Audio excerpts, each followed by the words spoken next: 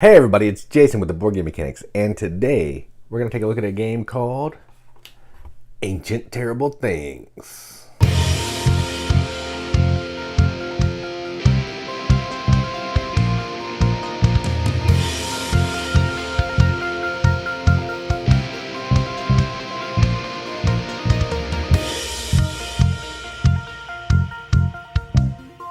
Ancient Terrible Things is a game from Pleasant Company Games. Plays 2 to 4 players in 60 minutes. Probably if you're playing a long game, it'll be 60 minutes with more than 2. But at 2, you're probably going to bang this out in 30 to 45 minutes. And what you're doing in this is you're taking on the role of a different explorer. So this is the prospector here. And you're trying to go around to these different locations to defeat terrible things. Basically what that means is you're going to roll some dice. You're trying to get that die result to score points up in the top. And also get some icons here that are going to help you get some bonuses. There's a little more to it than that, but this is effectively what I like to lovingly refer to it as Cthulhu Yahtzee. So that's enough talking about it. Let's go to the table. Check it out. Alright, so here's a game of Ancient Terrible Things, all set up for 2 players. To set up, you're going to put the board in the middle. You're going to shuffle You're going to create the encounter deck based on the number of players. So in this case, I've done 6 of each of the 3 colors. Shuffle the swag, flip 3 cards. Shuffle the feat deck, put 1 in the discard, give each player 3. You're going to give each player a player board, 1 of each type of resource, a reroll token so they can track that, and then any additional things that they get. So this player gets an additional blue token, this player gets the map, which lets them go first. All right. Then what you're going to do is you're going to set the gold cards out to the side. I'm missing 1. I don't have the purple one, but whoever basically has these amount of tokens can take that card to get some stuff. We'll use this to be the purple one. This is for the winner, but I use that as the purple one. Then you're going to flip 1 encounter on each of the spaces and put the appropriate tokens, so this one will get a green token, next to it. Then what you're going to do, each player will also have one of these, which is a scenario, which will let them be able to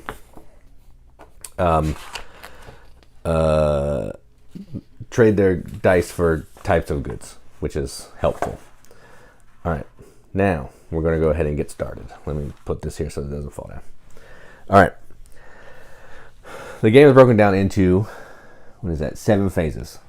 The first thing you're going to do is you're going to go to the riverboat. If all of these locations are empty, you're going to refill. If there's 1 remaining, we skip this. So beginning, we're going to skip it.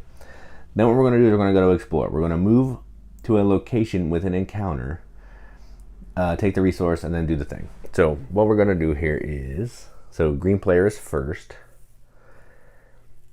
I think they're going to come over here. They're going to go here. They're going to take this token. And then that has a special ability down here, which will, when you place your pawn on the yawning chasm, you may perform a desperate act against any encounter in play. So a desperate act means you can spend tokens, purple tokens, equal to the number up here to defeat the encounter. I don't have 3 yet, so I'm not going to do that. So I'm not going to use the ability. Then what I'm going to do is I'm going to take the 5 green dice, and I could use any swag that I have, which I don't have any, or feat cards to help me defeat this card. So I think I want to do that. I will do this. I'm going to play this one. It cost me 1. One of these has a value of 1. And then I'm going to play it. I'm going to set any die to 4. So I'm going to set one of these to 4 because I need a 4. Now I'm going to roll. I have 3 rolls that I can do. So I need a 2 and a 3 to complete this. So that's roll number 1. I could use this to focus something, but I don't want to focus something because I don't need any of those numbers. So there's a 2. All right, I get 1 more roll. Now I need a 3. Need a 3. Whoops. I did not get a 3. Do I have any cards to help?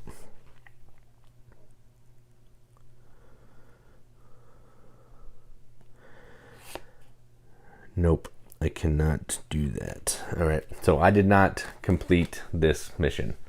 Then what happens is, this one goes down to the roomers, because it failed to get beaten. And I take the lowest value of these. This is worth negative points for however many tentacles you have. This is not a tentacle, so it's 0 right now. So they'll just hang out here. And then that is my turn. With that, then I did the encounter. I got a terrible thing token. Then I go to the trading post. I can move one card to here and then flip out a new one if I want to, which I think I will. That one's really expensive. I don't have any money to do anything because I only have 1 gold, so I'm not going to buy. Then I refresh my swag cards and draw feat cards to hand limit. So I will draw a 3rd feat card. And that is my turn. All right, then it's blue player's turn. Same thing, riverboat, if there's any locations, we do that. Then we're going to go to explore, move to a location, and collect the stuff. You may exchange a resource token of any type from your stash for the resource token of a different type. Ooh. All right, let's see. I'm actually going to go here. Take the blue token. Then I can also take a purple or a gold, and I think I'm going to take a treasure. And then I can decide if I want to do a desperation. Spend courage tokens to perform a desperate act. I need to have 3. I only have 1. I can't do that. Then I can encounter, so I can roll my dice, use cards, swag, all that kind of thing. I need 1s. These are not good, but I will do this. I'll spend 1 blue just to use this. That'll give me a treasure token. I want to be able to buy something, so we'll take that. And then anything else I want to do? Nope, not doing anything else right now. I guess at the end of my turn, I had a pair of 6s on this player's turn.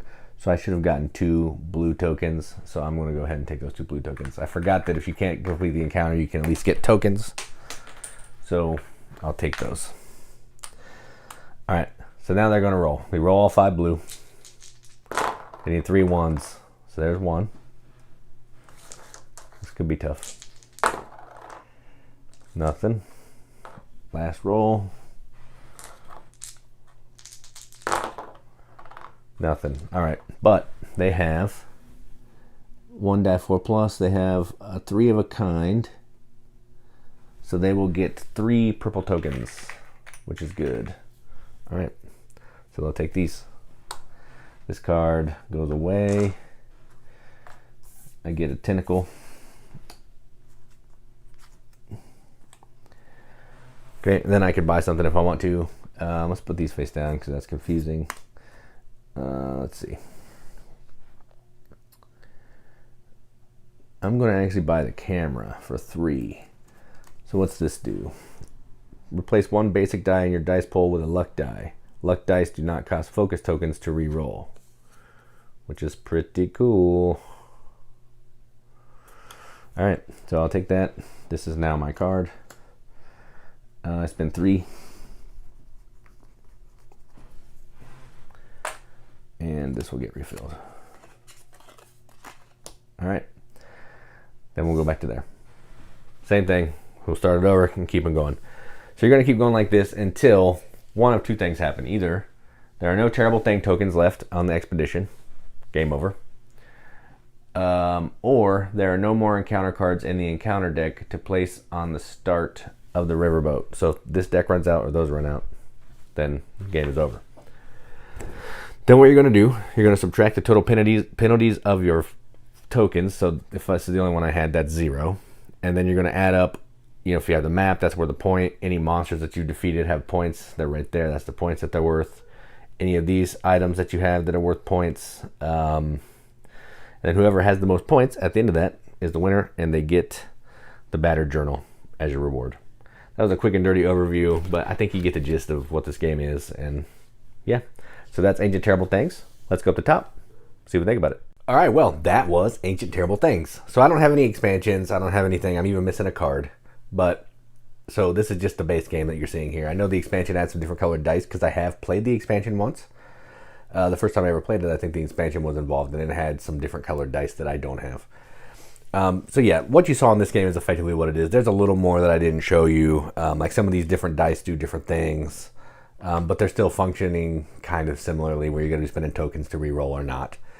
So yeah, roll the dice, try to get the combinations. You can have 3 rolls. You may have some fate cards. What are they called? Yeah, fate cards. Is that what they're called? Feat cards that let you do different things to help you mitigate that dice rolls. You're trying to score to defeat them, score points, get some tokens here.